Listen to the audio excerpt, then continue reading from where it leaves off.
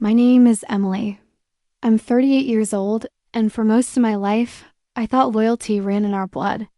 I believed in the sanctity of sisterhood and the kind of bond that survives distance, arguments, even heartbreak, but I was wrong. Very wrong. I grew up with a younger sister named Claire. 2 years apart, she was the golden child, beautiful, effortlessly charming, always the one who walked into a room and drew every pair of eyes like gravity. And I was the one with plan, structure, and discipline. Our parents used to say we were so different, but so close. I used to believe that too, until the day she showed me exactly what she thought of me and just how disposable I really was in her world. But I didn't scream. I didn't cry. I just smiled.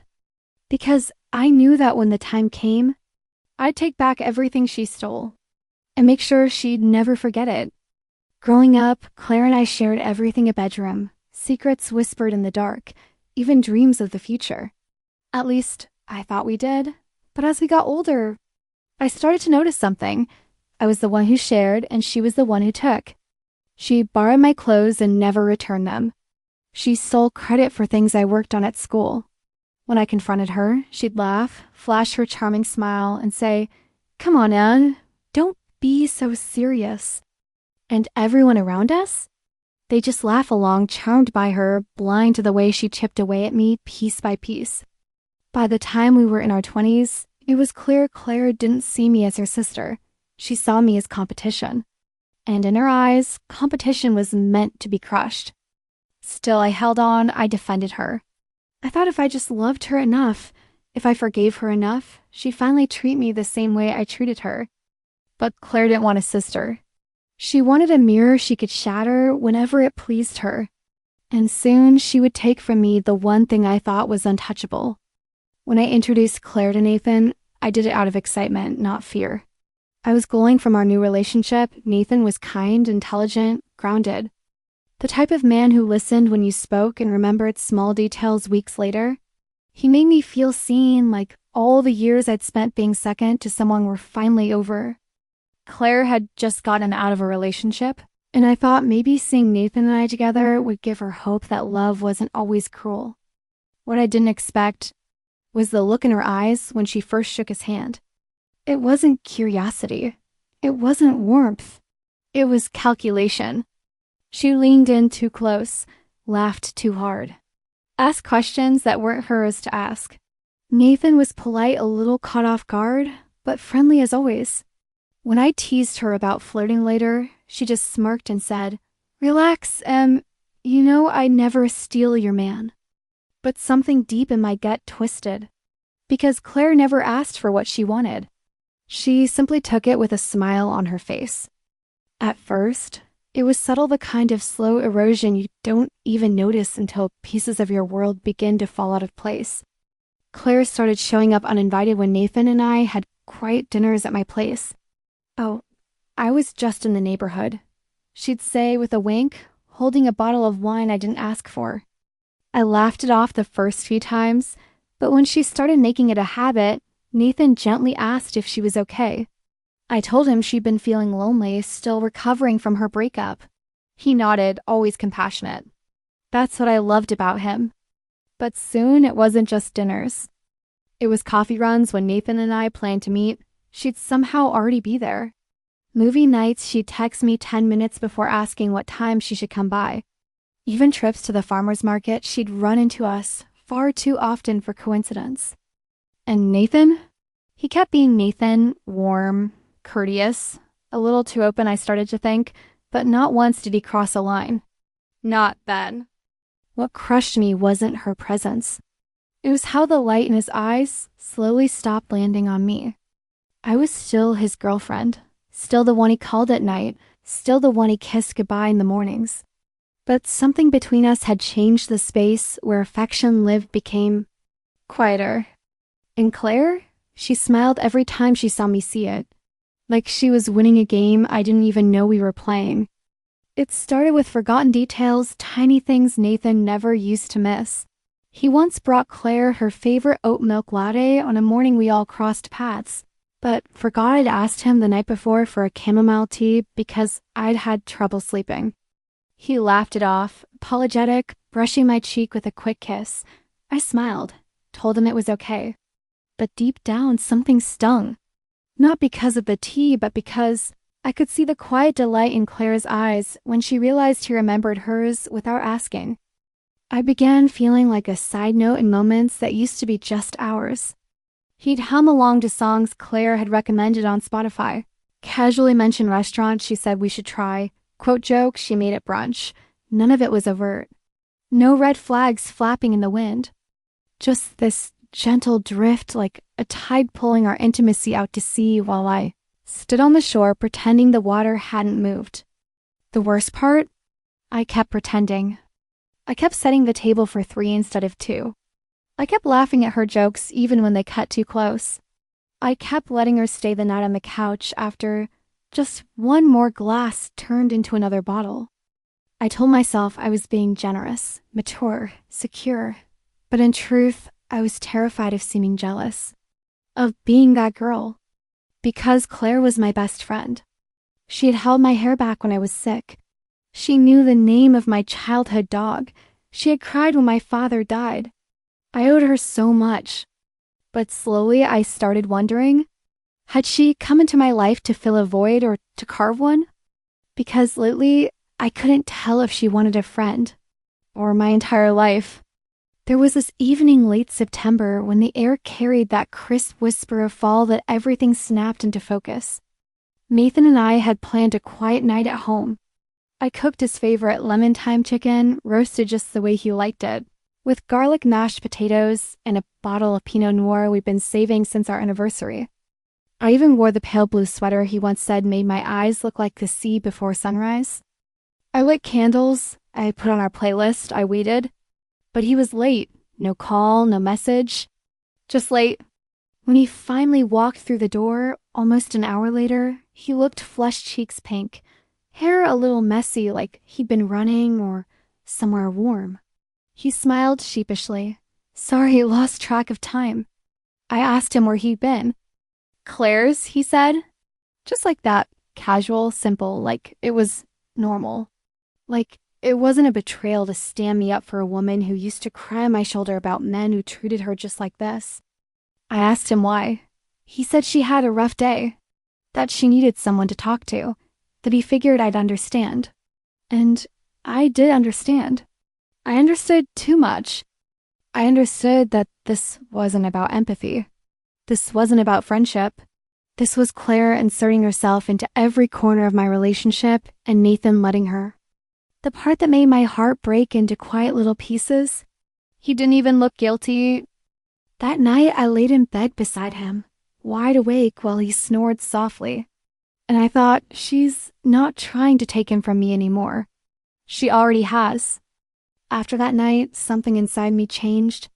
Not with fury, not with tears, but with precision. I didn't confront Nathan. I didn't argue, I didn't beg.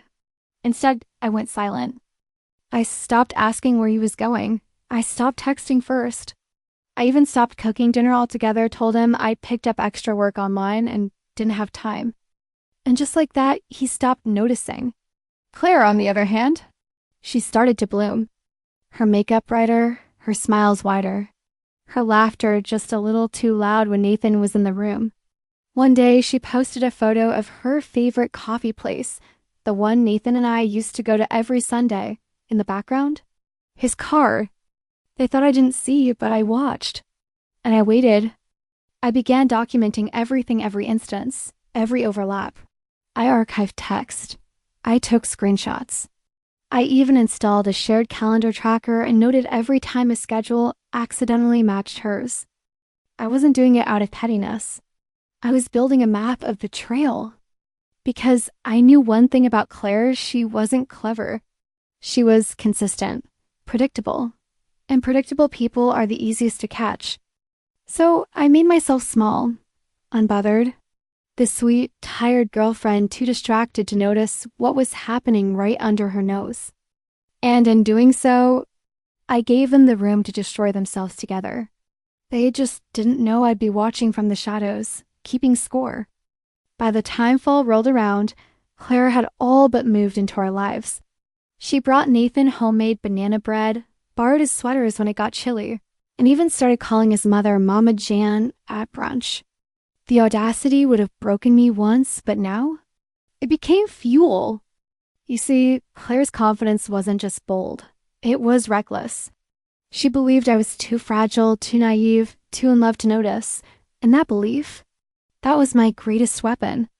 I started responding with kindness, complimenting her outfits, laughing at her jokes. I even suggested she and Nathan grab coffee, just the two of them, while I ran errands. Every move she thought she was making in secret, I let her believe it was working. But behind closed doors, I was methodically crafting a truth they couldn't deny. I began journaling everything: date, time, location, cross-referencing receipts, matching Instagram posts, tracking app activity. And the more I collected, the clearer their pattern became. They weren't just being careless, they were building a story. One they hoped I'd never read. I never asked Nathan where he was anymore. I simply smiled.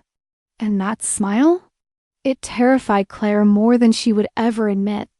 Because deep down she knew no one smiles that quietly, unless they're hiding something bigger. I was no longer the heartbroken girlfriend. I was the calm before their storm.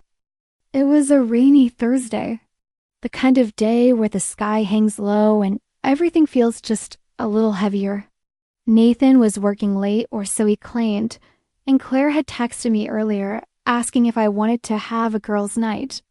I knew what that meant. She wanted to see if I'd crack, if I'd ask where he was, if I'd slip and show even a trace of fear.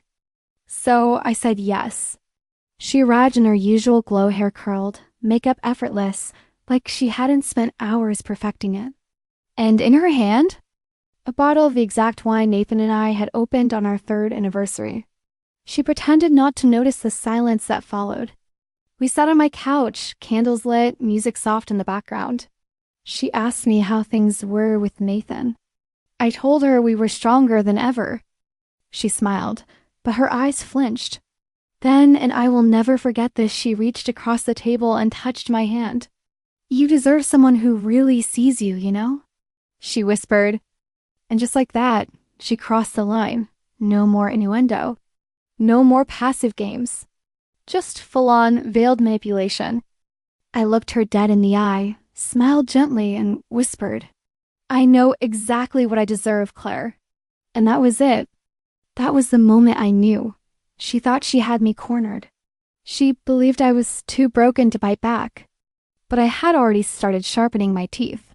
And from that point forward, every move she made would walk her straight into the fire I had been quietly building. She just didn't know she lit the match herself. It was a rainy Thursday, the kind of day where the sky hangs low and everything feels just a little heavier. Nathan was working late, or so he claimed, and Claire had texted me earlier, asking if I wanted to have a girls' night. I knew what that meant. She wanted to see if I'd crack, if I'd ask where he was, if I'd slip and show even a trace of fear. So I said yes. She arrived in her usual glow hair curled, makeup effortless, like she hadn't spent hours perfecting it. And in her hand, a bottle of the exact wine Nathan and I had opened on our 3rd anniversary. She pretended not to notice the silence that followed. We sat on my couch, candles lit, music soft in the background. She asked me how things were with Nathan. I told her we were stronger than ever. She smiled, but her eyes flinched. Then, and I will never forget this, she reached across the table and touched my hand. "You deserve someone who really sees you, you know?" she whispered. And just like that, she crossed the line. No more innuendo. No more passive games. Just full-on, veiled manipulation. I looked her dead in the eye, smiled gently, and whispered, "I know exactly what I deserve, Claire." That was the moment I knew. She thought I was too broken to bite back. But I had already started sharpening my teeth. And from that point forward, every move she made would walk her straight into the fire I had been quietly building. She just didn't know she lit the match herself. I didn't strike back immediately. No, revenge isn't about rage, it's about rhythm. and I had learned the power of patience. I didn't strike back immediately. No, revenge isn't about rage, it's about rhythm. And I had learned the power of patience. I began with my social circle. Claire had always been the one who brought energy to a room. She lived on validation, on admiration, the first to get a laugh, the first to get a drink bought. So I dimmed her spotlight. At brunches, I subtly shifted conversations away from her. When she brought up stories of her ex or her flings, I smiled and said, "Claire, you've told this one already. Just loud enough. Just public enough." Then I began documenting. Every suspicious text, every weird photo she posted with Nathan, I archived everything. I didn't need proof for others. I needed a timeline so I'd know exactly when and how she'd try to burn me, so I could burn her better. But most importantly, I pulled away emotionally. I stopped answering her calls. I stopped asking about her. And when she looked at me during dinners or parties looking for that flicker of hurt, I gave her nothing. Not even hate, and that terrified her more than anything else. Nathan wasn't stupid. He was just comfortable. He loved peace. He hated conflict. And I had built a home that kept him comfortable. But now, the air between us was shifting. He started asking if something was wrong.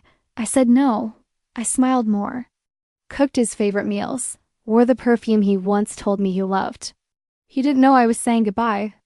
One night, as he was falling asleep, he whispered, "You've been different lately." I kissed his forehead and said, "Just learning to protect my peace." He didn't ask what that meant. He didn't want to know. And Claire? She kept pushing, inviting him to events I wasn't included in, tagging him in photos with vague captions, always sitting just a little too close. And Nathan? He laughed awkwardly, dismissed it all, pretended ignorance, because admitting truth meant admitting betrayal, and he wasn't ready for that. But I was. The beauty of revenge is making your enemy feel like they're in control until they realize they were never even a player. So I let Claire win. Or at least I let her think she was. I stopped showing up to places she might be. Declined invites I would have accepted a month before. I gave her space not because I was avoiding her, but because I was giving her room to misstep. And misstep she did. She started getting sloppy. Jokes with double meanings. Photos of her and Nathan that were accidental. Comments under his posts that hinted at inside jokes I was never a part of. People noticed. My friends raised eyebrows. Even Nathan's own sister asked, "Is Claire ... okay?" But I played my role, smiled, brushed it off, said things like, "She's just lonely," or "It's probably nothing," all while collecting receipts. Every message, every encounter, every moment she crossed that invisible line. And when the moment came to strike, I would make sure she never saw it coming. I didn't want Nathan to hate her, not yet. Hate is too obvious. It clouds judgment. No, I needed him to doubt her. I started dropping gentle, almost imperceptible observations. Funny how Claire always knows our plans before I even post about them. Or, "Do you think she's okay? She seems a little intense lately." I never accused, just questioned. And with each question, I watched the seeds of discomfort plant themselves in Nathan's mind. He began hesitating before answering her calls. He stopped reacting to her social media post. He even mentioned needing a break from the constant chaos. That was my cue. The closer Claire thought she was getting to him, the further away he actually drifted. And all I had to do was step quietly out of the way and let gravity handle the rest. I knew Claire couldn't help herself. She wasn't in this for love, she was in it for validation, victory, and the thrill of taking what wasn't hers. So I gave her one last chance to fall in deeper. I planned a fake weekend getaway. Told Nathan I'd be visiting an old friend out of town. Booked a real Airbnb, left all the clues. But never actually went. Instead, I stayed with a close friend just outside the city and waited. As predicted, Claire made her move. She came over to drop off something he forgot. She stayed for a drink. And then another, and finally posted a photo of the wine glass on Nathan's table, the same kind I picked out for our anniversary set. Captioned, "Some nights are just better shared." My phone lit up like fireworks. Friends, cousins, even my coworker. They all sent the post. My phone lit up like fireworks. Friends, cousins, even my coworker. They all sent the post. But I didn't react.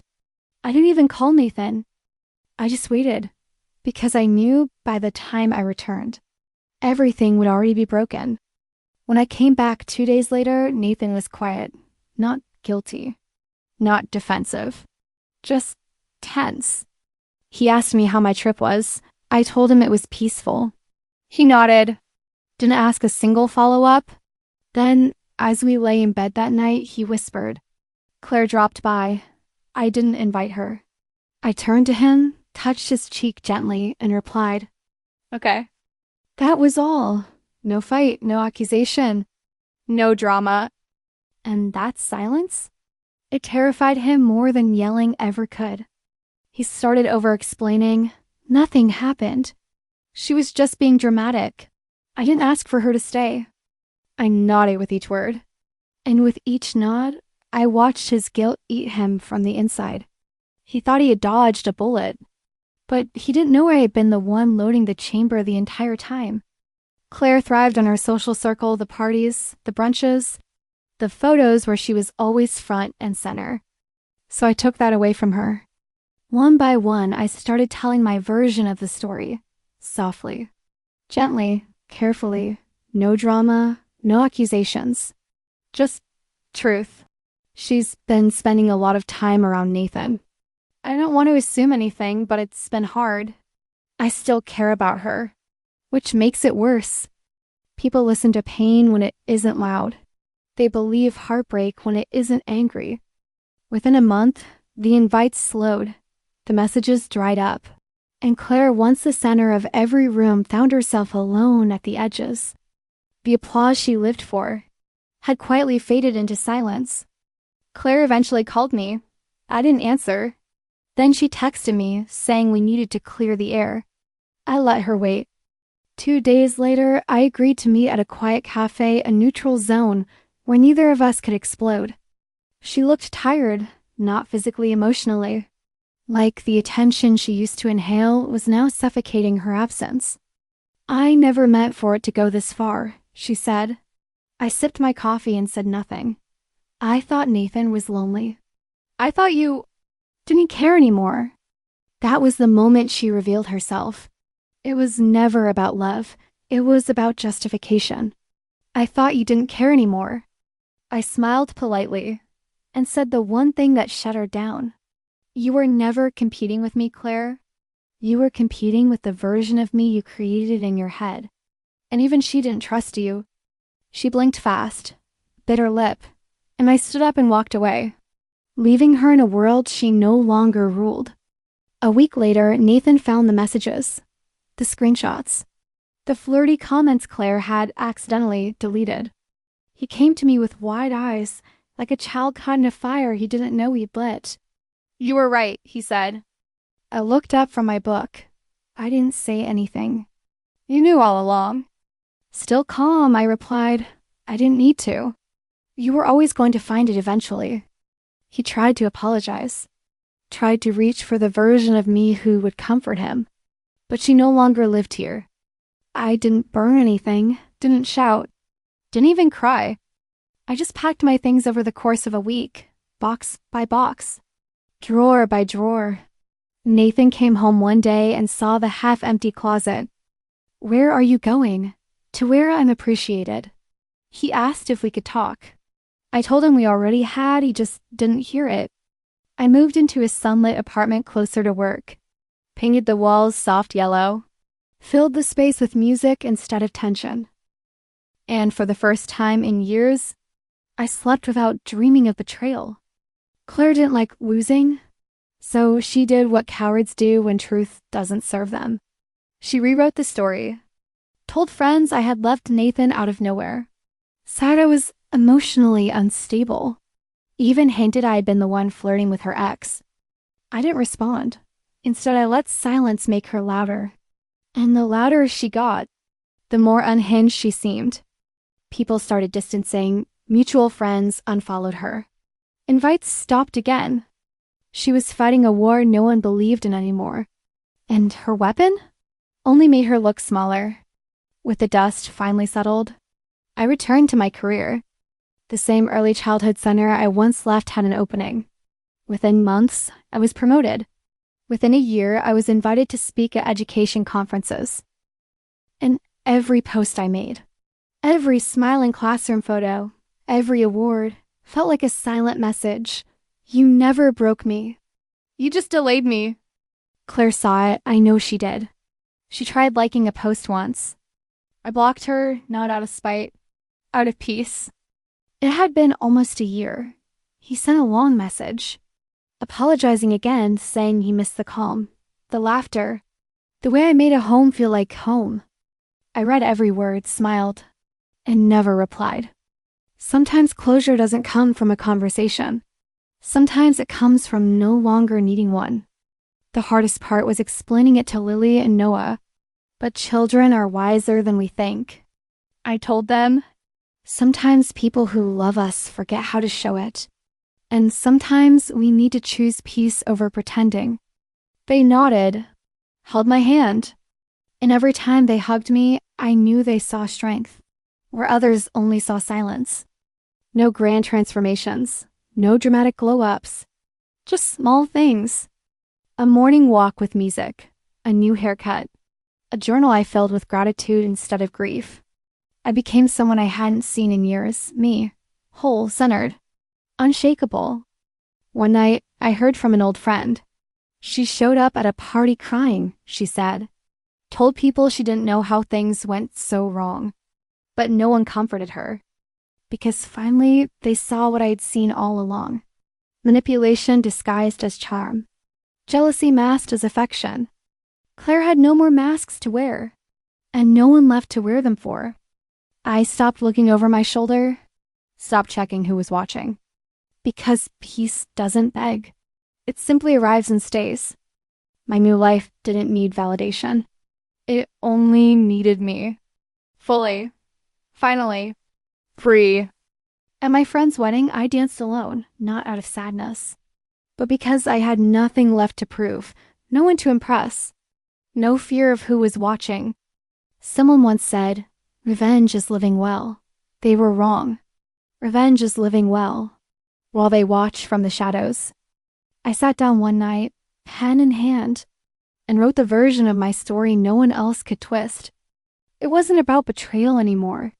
It was about becoming the woman who doesn't chase, doesn't beg, doesn't break. Becoming me. Claire tried one last time, a voicemail I never listened to. I deleted it the second I saw her name.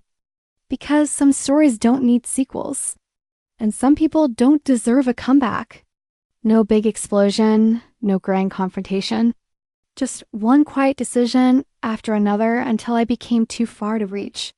And to hold a wound. She tried to erase me from my own family. But I didn't fight back. I rebuilt a world she was never invited into. And that was the move she never saw coming. If you like this video, please comment and subscribe.